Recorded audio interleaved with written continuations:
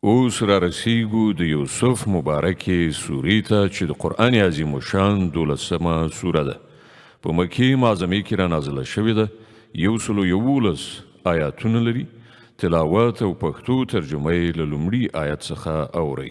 بسم الله الرحمن الرحیم. د الله په نوم چې ډېر زیات مهربان پوره رحم لرونکی دی. الف لام را تلك آیات الكتاب المبین. الف لام را دا د هغه کتاب آیاتونه دي چې خپل مدعا ښکاره روښانه بیانوي. إنا أنزلناه قرآنا عربيا لعلكم تعقلون. مونږ هغه نازل کړی دی قرآن مو ګرځولی دی په عربي ژبه کې تر څو چې تاسې عرب پر هغه باندې په ښه شان پوه شئ. نحن نقص عليك أحسن القصص بما أوحينا إليك هذا القرآن وإن كنت من قبله لمن الغافلين. ای محمد صلی الله علیه وسلم، مونږ دا قرآن تا ته وحی کړی دی په ډېر ښه اسلوب سره پیښې او حقایق درته بیانوو، که نه مخکې له دې خو له دې شیانو نه بیخي بېخبره وي. إذ قال يوسف لأبيه يا أبت إني رأيت 11 كوكبا والشمس والقمر رأيتهم لي ساجدين. دا د هغه وخت یادونه ده چې کله یوسف علیه السلام خپل پلار ته وویل پلار جانه ما خوب لیدلی دی چې 11 ستوري دي او لمر او سپوږمۍ ده او هغوی ماته سجده کوي. قال يا بني لا تقصص رؤياك على إخوتك فيكيدوا لك كيدا إن الشيطان للإنسان عدو مبين. په جواب کې د هغه پلار وویل زوی کیه دا خوب د خپل ورونو ته مه وایه که نه نو هغوی به ستا د ربړولو په هڅه کې شي. حقیقت دا دی چې شیطان د انسان ښکاره دښمن دی. وكذلك يجتبيك ربك ويعلمك من تأويل الأحاديث ويتم نعمته عليك وعلى آل يعقوب كما أتمها على أبويك من قبل إبراهيم وإسحاق إن ربك عليم حكيم. او همداسې به وي لکه څنګه چې تا په خوب کې لیدلی دي چې ستا رب به تا د خپل کار لپاره وټاکي او تا ته به د خوبونو او حوادثو تعبیر در زده کړي او پر تا او د یعقوب علیه السلام پر ټبر باندې به خپل نعمت په همغه شان پوره کړي لکه څنګه یې چې له دې نه مخکې ستا په مشرانو ابراهیم علیه السلام او اسحاق علیه السلام باندې پوره کړی دی. دا یقیني ده چې ستا رب پوه او د حکمت خاوند دی. لقد كان في يوسف وإخوته آيات للسائلين. حقیقت دا دی چې د یوسف علیه السلام او د هغو د ورونو په قصه کې د دې پوښتونکو یعنی د حق د پلټونکو لپاره سترې نښانې دي. إذ قالوا ليوسف وأخوه أحب إلى أبينا منا ونحن عصبة إن أبانا لفي ضلال مبين. دا قصه داسې پیل کیږي چې د هغو ورونو په خپل منځ کې سره وویل دا یوسف او د هغه ورور دواړه زموږ پلار ته له موږ ټولو نه زیات ګران دي په داسې حال کې چې موږ یو پوره ټولګی یو. رښتیا خبره دا ده چې زموږ پلار بیخي سربداله شوی دی. اقتلوا يوسف أو اطرحوه أرضا يخل لكم وجه أبيكم وتكونوا من بعده قوما صالحين. زه یوسف ووژنئ یا هغه چیرته وغورځوئ تر څو چې ستاسې د پلار پاملرنه یوازې ستاسې لوري ته راواوړي. د دې کار له کولو نه وروسته بیرته نیکان شي. قال قائل منهم لا تقتلوا يوسف يوسف وألقوه في غيابة الجب يلتقطه بعض السيارة إن كنتم فاعلين. په دې سره له هغو نه یې وویل یوسف مه وژنئ، بیا که څه کوئ نو هغه په کومه تیاره څاه کې وغورځوئ، کوم تلونکی راتلونکی کاروان به یې راوباسي. قالوا يا أبانا ما لك لا تأمنا على يوسف وإنا له لناصحون. هغوی له دې تړون نه وروسته خپل پلار ته ورغلل، ویې ویل پلار جانه څه خبره ده چې ته د یوسف په باب پر موږ باندې اعتماد نه کوې، په داسې حال کې چې موږ خو د هغه رښتیاني خواخوږي یو. أرسله معنا غدا يرتع ويلعب وإنا له لحافظون. سبا هغه له موږ سره ولېږه، یو څه میوه دانه به وخوري او لوبې او ساتیري به هم وکړي، موږ د هغه د ساتنې څارنې لپاره موجود یو. قال إني ليحزنني أن تذهبوا به وأخاف أن يأكله الذئب وأنتم عنه غافلون. پلار وویل ستاسې لخوا د هغه بیول پر ما ګران تمامېږي او زه ویرېږم چې چېرته یې لیوه ونه خوري او تاسې به ورڅخه په غفلت کې یاست.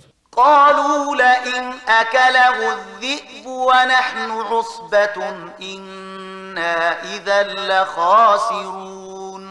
هغو ځواب ورکړ چې زموږ په موجودیت کې لیوه خوري، په داسې حال کې چې موږ یوه قوي ډله یو نو بیا خو به موږ ډېر زیانکار یو. فلما ذهبوا به وأجمعوا أن يجعلوه في غيابة الجب وأوحينا إليه لتنبئنهم بأمرهم هذا وهم لا يشعرون. په دغه شان ټینګار کولو سره چې کله هغه له ځان سره بوت او هغوی وپتېله چې هغه په یوه تیاره څاه کې واچوي، نو موږ یوسف ته وحی وکړه چې یو وخت به راشي چې ته به دوی ته دغه حرکت ور په زړه کړي، دوی د خپل کار له نتایجو نه ناخبره دي. وجاءوا أباهم عشاء يبكون قالوا يا أبانا إنا ذهبنا نستبق وتركنا يوسف عند متاعنا فأكله الذئب وما أنت بمؤمن لنا ولو كنا صادقين. ماښام هغوی په ژړا انګولا خپل پلار ته راغلل او ویې ویل پلار جانه موږ د ځغلېدو په مسابقه بوخت او یوسف مو د خپلو اسبابونو څنګ ته پریښی و چې په دې ترڅ کې لیوه راغی هغه یې وخوړ، ته به زموږ په خبره باور ونه کړې که موږ رښتینې هم اوسو. وجاءوا على قميصه بدم كذب قال بل سولت لكم أنفسكم أمرا فصبر جميل والله المستعان على ما تصفون. او هغوی د یوسف کمیس د دروغو په وینه لړلی له ځانه سره راوړی و. د دې په اورېدلو د هغو پلار وویل بلکې ستاسې نفس ستاسې لپاره یو لوی کار اسانه کړ، ښه نو صبر به وکړم او په ښه شان به یې وکړم، کومه خبره چې تاسې غوټه کوئ پر هغې باندې له همغه الله نه مرسته غوښتل کیدی شي. وجاءت سيارة فأرسلوا واردهم فأدلى دلوه قال يا بشرى هذا غلام وأسروه بضاعة والله عليم بما يعملون. هاخوا یو کاروان راغی او هغه خپل سقاو د اوبو راوړلو لپاره ولیږه. سقاو چې په څاه کې ډوله وغورځوله نو د یوسف په لیدلو یې نارې کړې مبارک دې وي، دلته خو یو هلک دی. هغو خلکو هغه د تجارت مال وګاڼه پټ یې کړ، په داسې حال کې څه چې هغوی کول خدای پرې خبر و. وشروه بثمن بخس دراهم معدودة وكانوا فيه من الزاهدين. په پای کې هغوی هغه په لږ غوندې بیه د 2 درهمو په بدل کې خرڅ کړ او هغوی د هغه د بیې په موضوع کې دومره زیات هیلهمن نه وو.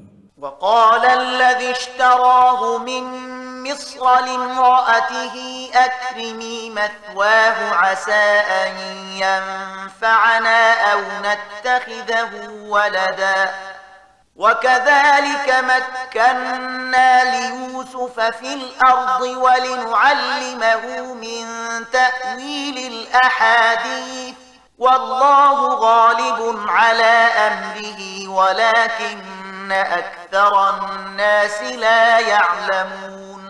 د مصر کوم سړي چې هغه واخیست هغه خپلې مېرمنې ته وویل دی په ښه شان ساته، لرې نه ده چې دی زموږ لپاره ګټور ثابت شي یا موږ دی په زوی ولی ونیسو. په دې ډول موږ د یوسف لپاره په هغه ځمکه کې د ټینګښت زمینه برابره کړه او په چارو باندې د پوهېدو او د خوبونو د تعبیر د ورزده کولو انتظام مو وکړ. الله خپل کار کوي خو زیاتره خلک نه پوهېږي. ولما بلغ أشده آتيناه حكما وعلما وكذلك نجزي المحسنين. او کله چې هغه پوره ځوانۍ ته ورسېد نو موږ هغه ته د فیصلې قوت او علم ورک. په دغه ډول موږ نیکانو ته مکافات ورکوو. وراودته التي هو في بيتها عن نفسه وغلقت الأبواب وقالت هيت لك قال معاذ الله إنه ربي أحسن مثواي إنه لا يفلح الظالمون.